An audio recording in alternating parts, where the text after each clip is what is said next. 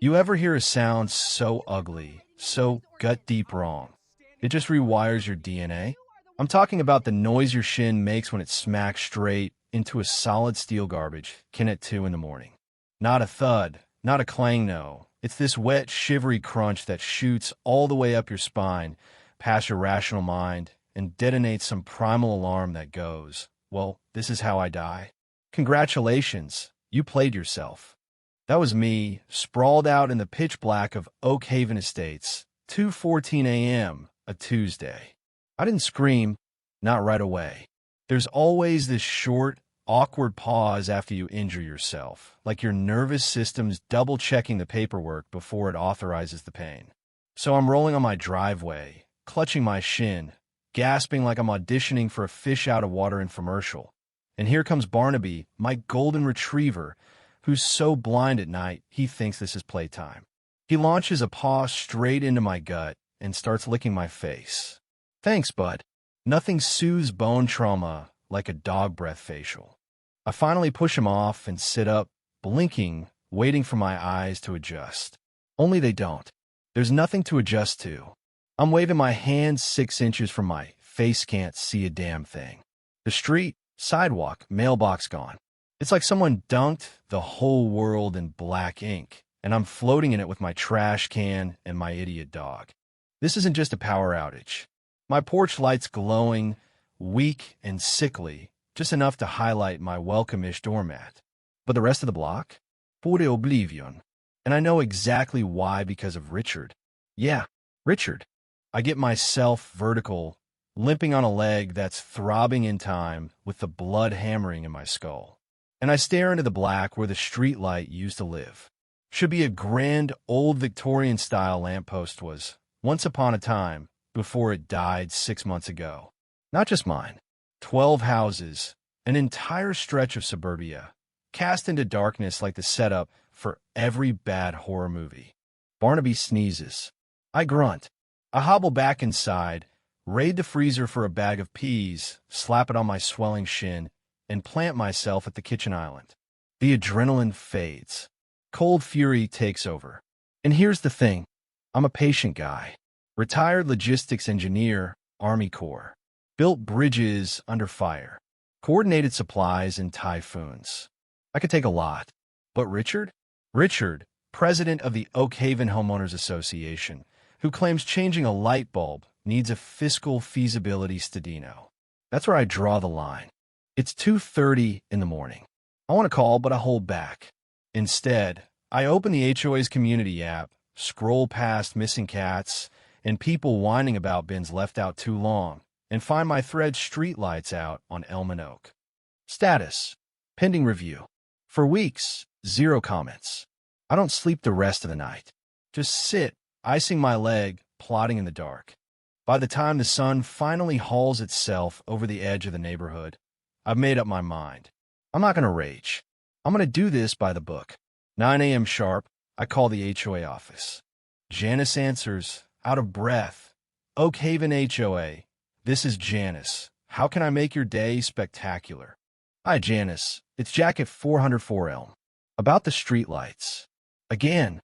She sighs. Like full-body, defeated sigh. Oh, hi, Mr. Miller. Yes. The lights. I put the work order on Richard's desk 3 times. He keeps moving it. Moving it where? To the bottom of the pile. He says the budget's tight with the clubhouse renovation. Of course. The clubhouse. A place 90% of us couldn't even get into because the fob system was always busted. Now apparently needs a renovation on par with the pyramids. Let me talk to him, Janice. He's in a meeting. I look out my window. Richard is, in fact, leaf-blowing his driveway in an Argyle vest. Janice, he's outside right now. Put him on. Some fumbling, muffled noises, and then Richard himself, rolling out the fake cheer. Good morning, Jack. Beautiful day.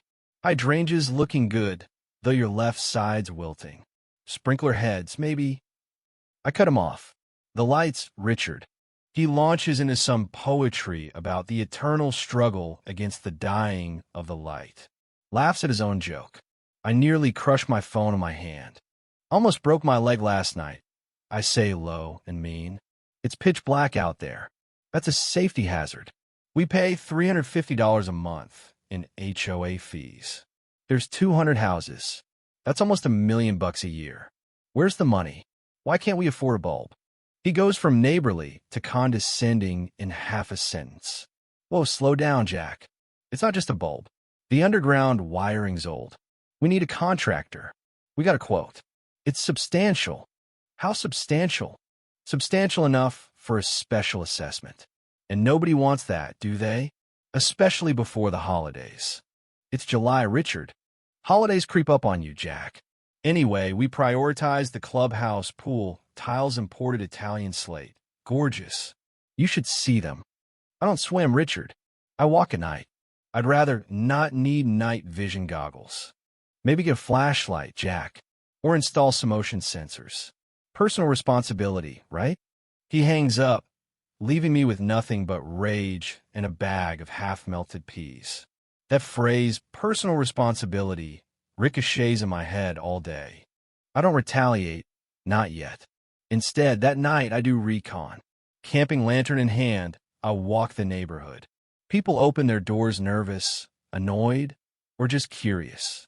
Mrs. Gable won't leave her house after 7. Mr. Henderson's daughter sprints from her car to the front door with her phone as a makeshift torch. I gather stories, signatures, photos of the black hole we live in. And then Thursday night it happens. A scream shatters the sticky air. Not a horror movie scream, a real one, jagged and raw. I sprint out and find Mrs. Higgins, 82 years old. Bakes cookies for the mailman. Knits sweaters for squirrels laying in the gutter. Her poodle barking like the world's ending. She's holding her hip, crying, "I missed the curb, Jack." I couldn't see. Paramedics show up. Sirens painting the street in colors we haven't seen in half a year. Mrs. Higgins gets loaded into the ambulance. The EMT, Steve, shakes his head. "Second one this week, Jack. It's like a cave out here. Someone's going to get killed." Richard steps out onto his porch in a silk robe, hands on hips, looking more annoyed than concerned. He catches my eye in the flashlight's beam, give a lazy wave, and ducks back inside. That's the moment. The line snaps inside me. If Richard wants personal responsibility, fine. If he wants me to solve my own lighting problem, I'll solve it with interest. I dig up the HOA bylaws. God, I've read classified contracts easier than this. But buried in the legal sludge, there's gold no permanent lighting over 2,000 lumens without approval.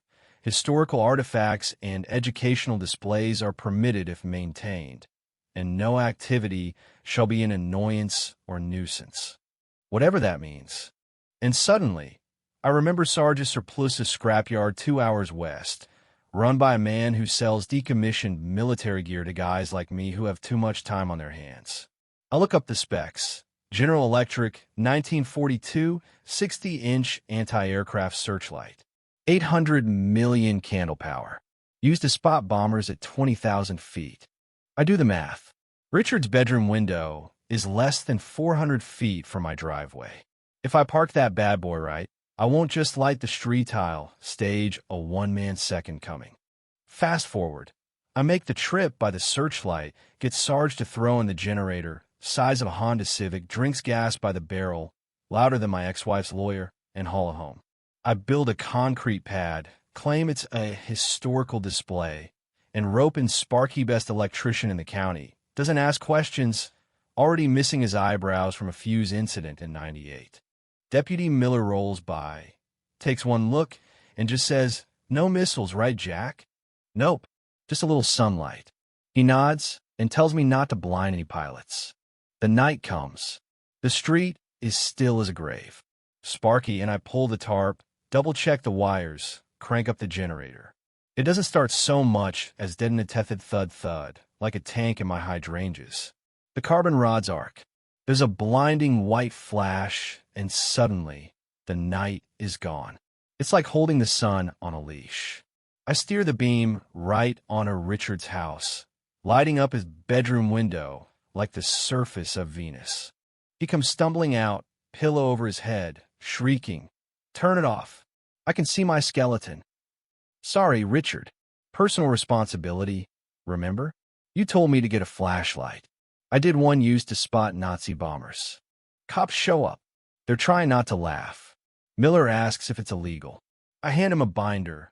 All the bylaws, all the decibel limits, all the loopholes. Technically, I am compliant. Temporary display, emergency lighting, not attached to my home, noise under the limit barely. The neighbors?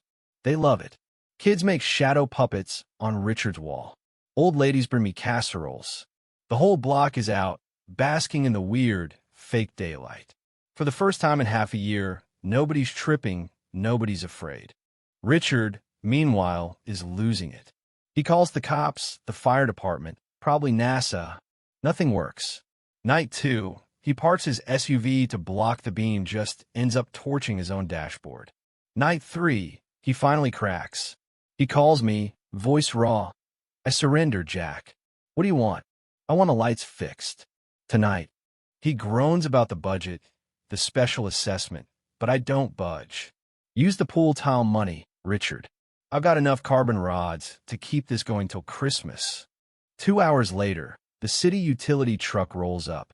Turns out, it wasn't some $50,000 disaster, just a blown fuse and a couple bad sensors. By 11:15, every streetlight on Elm and Oak flickers back to life. The neighbors cheer. I kill the searchlight. The silence afterward is thick, sweet, absolute. Richard wanders over, looking like a man who's been interrogated by extraterrestrials for 3 nights straight. Is it over? He croaks. Long as the lights stay on, I tell him. Next week, he resigns from the HOA. Something about pursuing other interests, but I know better. I don't run for office. I'm not a politician. I just believe in light. The searchlight? Still in my backyard. Covered up, framed by rose bushes. Every so often, when the board starts thinking about new rules or banning pickup trucks or measuring grass with rulers, I go out there and start cleaning the lens. Issues resolve themselves real quick. Nobody wants to see what happens when Jack Miller brings out the sun. So here's the part where I ask you, when is enough enough? At what point do you stop playing by the rules and make your own justice, especially when the people in charge only care about power and appearances? Was I wrong? Or did Richard finally get the light he deserved? I want to know, what would you have done? Ever had to serve your own justice just to get a little sanity back? Tell me your stories. Let's see where you draw the line.